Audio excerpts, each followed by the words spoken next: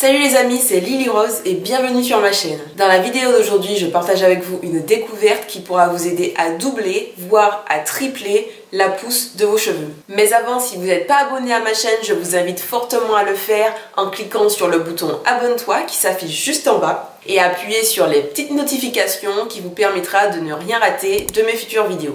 Alors récemment, en traînant sur YouTube, j'ai eu une suggestion de vidéo dont le nom était « Huile pour pousse extrême des cheveux avant-après ». Alors bien que je ne cherche pas particulièrement à faire pousser mes cheveux, j'ai quand même cliqué sur la vidéo par curiosité. Faut dire aussi qu'avec le confinement, j'ai pas grand chose à faire de mes soirées et de mes week-ends. Bref, donc du coup je clique sur la vidéo, je la regarde et là il y a une youtubeuse américaine ou anglaise avec des cheveux crépus magnifiques qui lui arrivent au bas du dos, qui propose sa recette d'huile pour faire pousser les cheveux. Et là je me dis un stop, encore une youtubeuse qui a déjà des cheveux naturellement magnifiques, qui veut faire croire au monde entier qu'avec une certaine formule magique, on pourrait faire pousser les cheveux de façon miraculeuse. Donc là je me dis, je vais lire les commentaires parce que je ne sais pas pour vous, mais moi quand j'essaie quelque chose, que ça fonctionne ou que ça fonctionne pas, je reviens tout le temps sur les commentaires pour laisser mon avis. Ça permet toujours d'aider les autres personnes. Donc je lis les commentaires et là c'est le grand choc. Je vois des milliers, mais littéralement des milliers de commentaires de femmes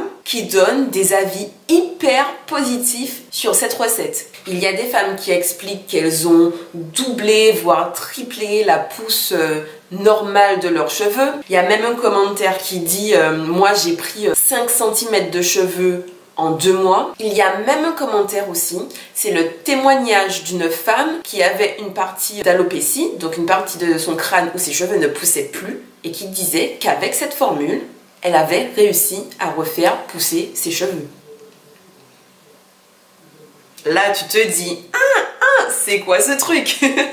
Donc pour sûr, je vois de tels commentaires sur une vidéo YouTube que je cherche ou pas à faire pousser mes cheveux, je me dis, hey, il faut que j'essaye. Je ne peux pas laisser passer un tel truc sans être au courant. Il faut que je sache si ça fonctionne ou pas. Et ne vous inquiétez pas, je mettrai à la fin de la vidéo le lien de la youtubeuse, de sa page YouTube et de la vidéo en question. Alors pour commencer, je vous présenterai dans la vidéo chaque ingrédient qui sont utilisés dans cette formule. Je vais vous détailler leur principe actif et l'impact que ces ingrédients auront directement sur vos cheveux. Et aussi, je vais vous expliquer comment adapter cette recette pour que ça corresponde exactement à vos besoins et que ça corresponde à vos cheveux. Et dans la deuxième partie de la vidéo, je vais vous montrer ce que moi j'ai décidé de mettre dans ma recette adaptée à mes cheveux et je vais vous donner également les détails sur les quantités à utiliser. Je ferai ensuite une petite mesure de la longueur de mes cheveux pour voir l'effet que ce produit a sur la pousse générale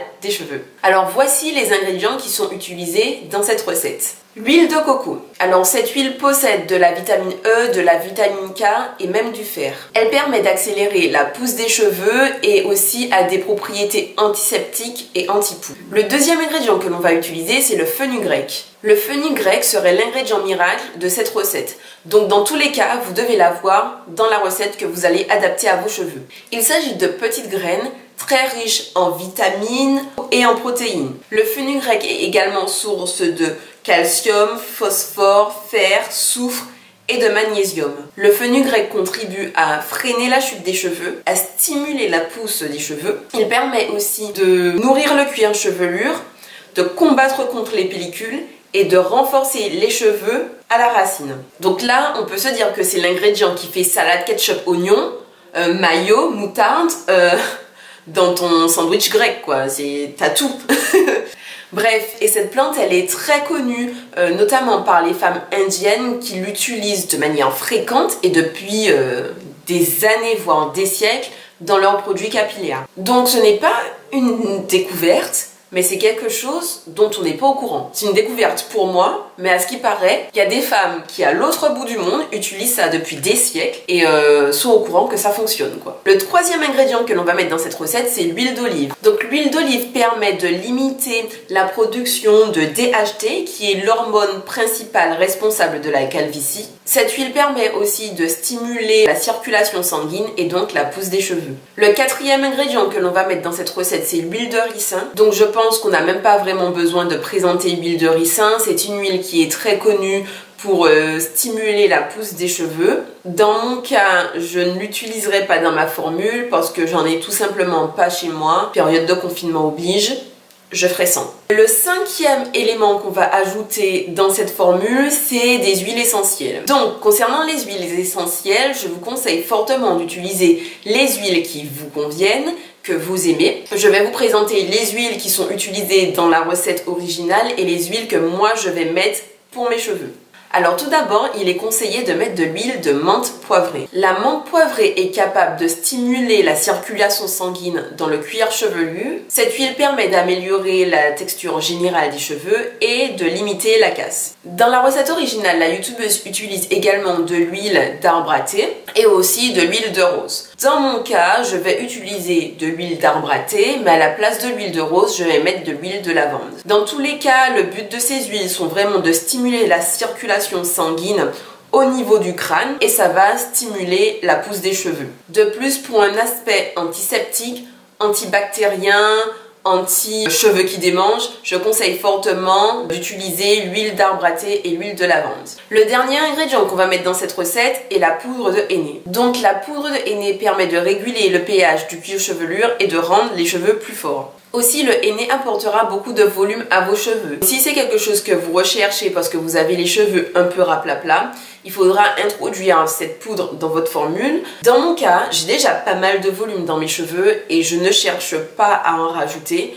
Donc dans ma formule, je n'ajouterai pas de henné. Et comme je vous le disais au début de la vidéo, il faut vraiment adapter cette formule à votre besoin en gardant les ingrédients de base. Donc le fenugrec, on garde, c'est l'ingrédient principal. L'huile de coco, on garde. On peut ajouter d'autres huiles selon ce que l'on veut faire. Les huiles essentielles, il est fortement conseillé d'en garder, notamment la menthe poivrée, mais on peut ajouter d'autres huiles essentielles en fonction de ce que l'on souhaite. Le henné, si on souhaite du volume, on en ajoute, c'est vraiment comme vous le souhaitez, il faut vraiment customiser cette formule. Cette youtubeuse utilise également d'autres ingrédients tels que le MSM et la vitamine C. En lisant les commentaires, beaucoup de femmes expliquaient qu'elles n'avaient pas pu utiliser tous les ingrédients, mais à partir du moment où elles utilisaient les ingrédients de base, elles observaient des résultats. Donc du coup, j'ai décidé de ne pas acheter ces ingrédients parce qu'ils m'auraient servi qu'à faire cette recette. Après, peut-être que dans le futur, je les utiliserai, on verra. Mais pour la recette d'aujourd'hui, je ne les ai pas utilisés. Si vous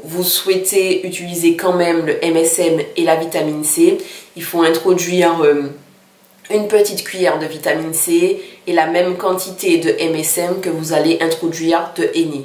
Voilà, comme ça c'est dit. Alors c'est parti, je vous montre exactement ma recette avec les ingrédients et les quantités que j'ai utilisées. Alors pour réaliser cette formule, je prends un bocal que je pourrais fermer hermétiquement dans lequel je mettrai mes ingrédients et je commence par mettre 2 cuillères à soupe de fenugrec.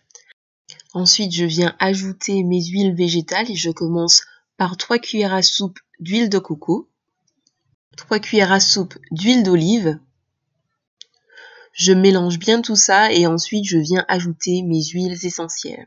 Donc je mets 2 gouttes d'huile essentielle de menthe poivrée, 2 gouttes d'huile essentielle de lavande et 2 gouttes d'huile essentielle d'arbre à thé.